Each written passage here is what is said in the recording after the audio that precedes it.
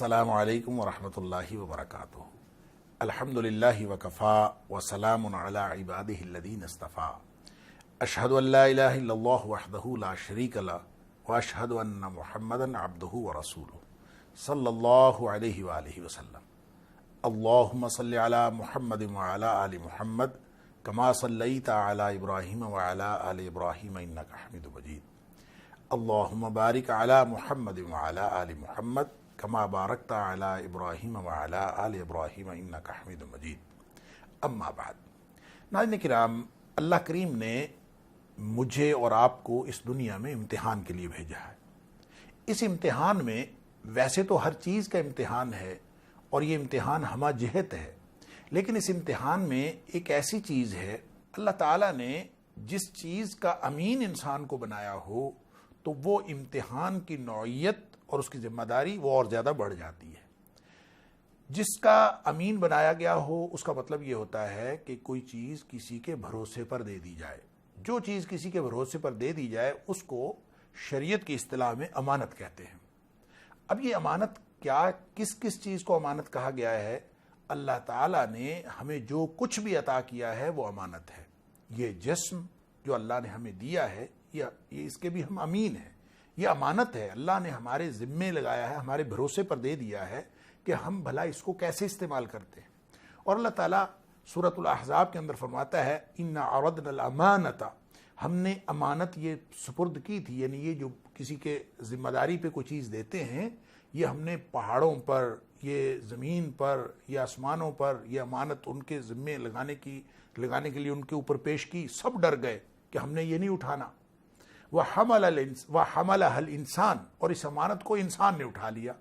यानी इंसान के अंदर ये कैपेसिटी है, इन्नहु काना ज़लूमन जहूला, इंसान के अंदर ये कैपेसिटी है कि ये किसी भी चीज़ को संभाल भी सकता है और उसको तबाह बर्बाद भी कर सकता है।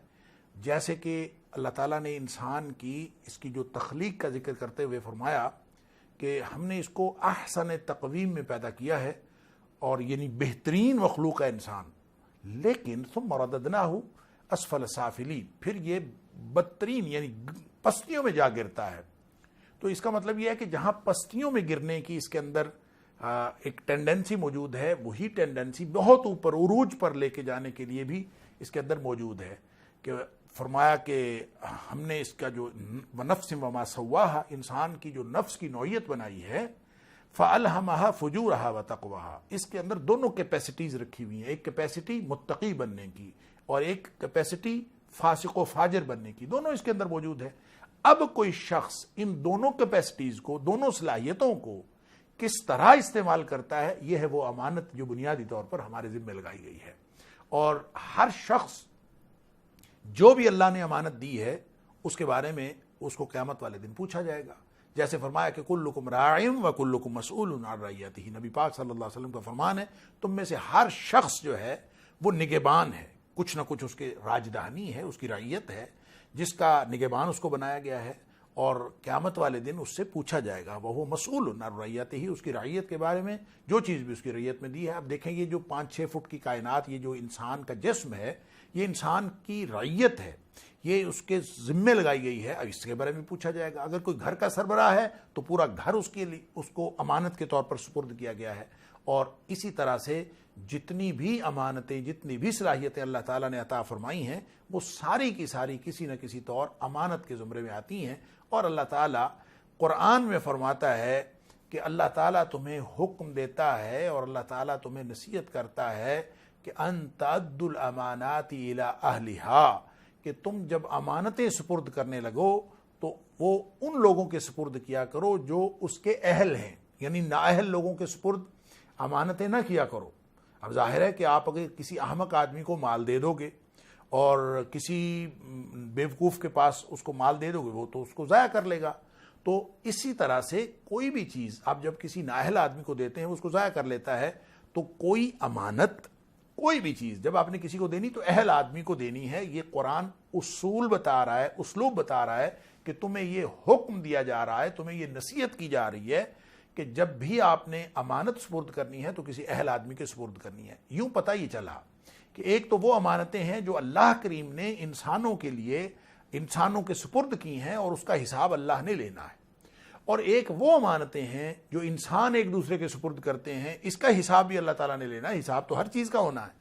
تو امانتیں جو اللہ نے سپرد کی ہیں، ہمیں امین بنایا ہے، اور ہم اپنے جسم کے بھی امین ہیں۔ ہم اس کو اپنی مرضی سے استعمال نہیں کر سکتے۔ اگر ہم اپنی مرضی سے استعمال کریں گے تو قیامت کے دن جواب دہ ہونا پڑے گا۔ اسی جسم کے بارے میں ہم سے پوچھا جائے گا، اور اگر ہم غلط بیانی کریں گے، قیامت والے دن جا کے انسان اگر غلط بیانی کرے گا تو اللہ تعالیٰ معاف فرمائے۔ اللہ تعالیٰ فرماتا ہے قرآن حکیم کے اندر کہ الیوم نختم علی افواہہم وتکلمنا ایدیہم وتشہد ارجلہم بما کانوا یکسبون، کہ جب قیامت والے دن پھر انسان جب بہانے بنانے نہیں چھوڑے گا اور غلط بیانی نہیں چھوڑے گا تو اللہ تعالیٰ انسان کے منہ کو سیل کر دے گا۔ الیوم نختم علی افواہہم، اللہ فرماتا ہے کہ ہم ایسے لوگوں کے منہ سیل کر دیں گے، اس کے اوپر مہر لگا دیں گے۔ اللہ اکبر۔ اور فرمایا کہ پھر ان کے ہاتھ اور ان کے پاؤں بولیں گے اور وہ گواہی دیں گے کہ یہ کیا کرتا رہا۔ گویا انسان کے پاس کسی بھی طرح ان چیزوں کو، ان صلاحیتوں کو جو اللہ نے دی ہیں، اپنی مرضی سے استعمال کرنے کا حق نہیں، اختیار نہیں ہے۔ اگر یہ کرے گا تو گویا پھر وہ خیانت کرے گا، وہ بددیانتی کرے گا۔ امانت کے بالکل الٹ جو ہے وہ خیانت ہے۔ جو آدمی امانت کو ضائع کرتا ہے گویا وہ خیانت کرتا ہے، بددیانتی کرتا ہے۔ اور اس کے بارے میں نبی اکرم صلی اللہ علیہ وآلہ وسلم نے یہ بھی فرمایا کہ لا ایمان لمن لا امانت لہ، جو شخص یہ سپرد کی ہوئی چیز کو، امانت کو، اس کی ذمہ داری کو نہیں نبھاتا، اس کے اندر تو ایمان ہی نہیں ہے۔ یہ تو گویا ایمان اور امانت کا آپس میں گہرا تعلق ہے۔ ایک حدیث کے اندر یہ بھی آتا ہے کہ قرب قیامت جو سب سے پہلی چیز لوگوں میں سے اٹھائی جائے گی وہ امانت اٹھائی جائے گی، کہ لوگ جو ہے بددیانت ہو جائیں گے اور ایک دوسرے کے ساتھ بددیانتیاں کرنا شروع کر دیں گے۔ دیکھیں نبی پاک صلی اللہ علیہ وسلم نے فرمایا مشورہ بھی امانت ہے۔ کیا مطلب؟ جب آدمی مشورہ کرتا ہے تو وہ دراصل کسی دوسرے پر بھروسہ کرتا ہے، اور اس کے اوپر بھروسہ کر کے وہ بات کر رہا ہوتا ہے۔ تو جب وہ بھروسہ کر کے بات کر رہا ہوتا ہے اور اگر آدمی دوسرا اس کو صحیح مشورہ نہ دے تو اس کا مطلب ہے اس نے امانت میں خیانت کی ہے۔ علی ھذا القیاس، ہر وہ چیز جب آپ کسی کے سپرد کرتے ہیں تو وہ اگر اس کا اہل نہیں ہے تو آپ اس سے مشورہ نہ کریں، اس کو گویا امانت سپرد نہ کریں، اس کو مشورے کا امین نہ بنائیں۔ آپ نے کوئی عہدہ دینا ہے، آپ نے کوئی ذمہ داری دینی ہے، اس شخص کو دیں جو اس کا اہل ہے۔ ان تؤدوا الامانات الی اہلھا، آپ نے جس پر بھی بھروسہ کرنا ہے اس کی اہلیت پہلے دیکھیں۔ حتیٰ کہ ہم اپنے نمائندے چنتے ہیں تو وہ بھی گویا ہم ان کے سپرد ایک ذمہ داری کرتے ہیں۔ تو جو بھی چیز کسی کے سپرد ایک ذمہ داری کے طور پر کی جائے اور اس پر بھروسہ کیا جائے اس کو ایمانت کہتے ہیں۔ لہٰذا ایک نقطہ نظر یہ ہے کہ یہ جو ہم اپنے نمائندے چننے کے لیے جو کچھ کہتے ہیں وہ بھی امانت کا حصہ ہے۔ نبی اکرم صلی اللہ علیہ وسلم نے ایک بڑی عجیب حدیث ہے ناظرین کرام، بخاری شریف کے اندر موجود ہے کہ نبی پاک صلی اللہ علیہ وسلم کے پاس ایک شخص آیا اور اس نے آ کے پوچھا متی الساعہ یا رسول اللہ صلی اللہ علیہ وسلم، اللہ کے رسول قیامت کب آئے گی؟ نبی پاک صلی اللہ علیہ وسلم کو گفتگو فرما رہے تھے، آپ نے اپنی بات جاری رکھی، اور بعد میں نبی کریم صلی اللہ علیہ وسلم نے پوچھا این السائل، وہ پوچھنے والا کدھر ہے، سوال پوچھنے والا؟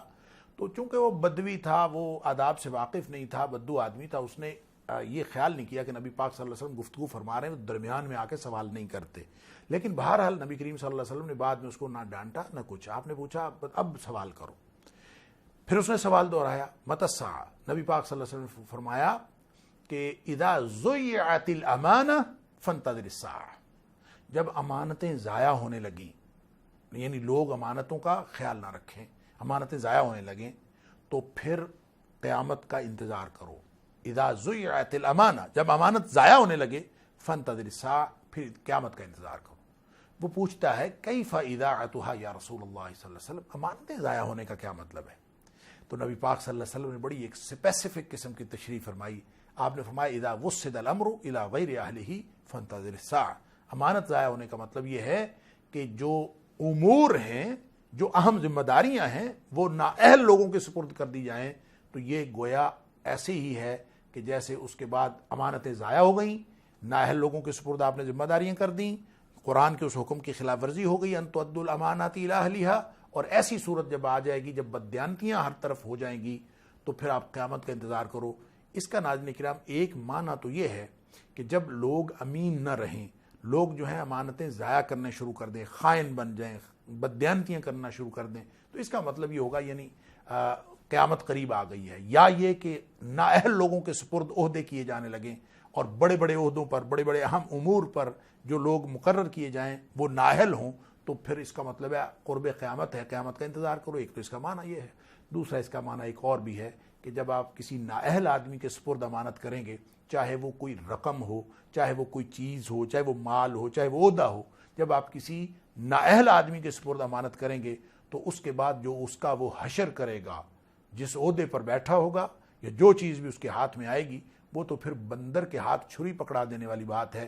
جو وہ حرکتیں کرے گا، جو وہ اس کے بعد حالات پیدا کرے گا، وہ قیامت کا سامان ہوگا، وہ قیامت جیسا سما ہوگا، قیامت جیسی صورتحال ہوگی، گویا وہ قیامت ہی برپا کرے گا جب کسی نااہل آدمی کے سپرد آپ امانت کر دیتے ہیں۔ تو اس سے یہ نتیجہ نکلا ناظرین کرام کہ جو امانت ہے، اگر کسی کو کسی بھی چیز کا امین بنایا گیا ہے تو اس کی حفاظت کرنا اس کی ذمہ داری ہے، اور اگر اس نے حفاظت میں کوئی کسر اٹھا رکھی، اگر اس نے حفاظت اس کی ٹھیک طریقے سے نہیں کی، چاہے آپ نے کسی کے پاس ویسے امانت رکھا دی جو ہم کسی کو، ایک آدمی کسی کو رکھا دیتا ہے وہ بھی امانت، تو اگر اس نے پوری طرح حفاظت نہیں کی تو اس کا وہ ذمہ دار ہے، قیامت کے دن اس کو پوچھا جائے گا اور وہ اس کے بارے میں پورا ذمہ دار ہے۔ اللہ تعالیٰ مجھے اور آپ کو ہر طرح کی امانتوں کی حفاظت کرنے کی توفیق عطا فرمائے، اور جو قیامت کے دن اللہ کے سامنے جواب دہی ہے اس کے لیے ہمیں اللہ تعالیٰ تیاری کی توفیق عطا فرمائے۔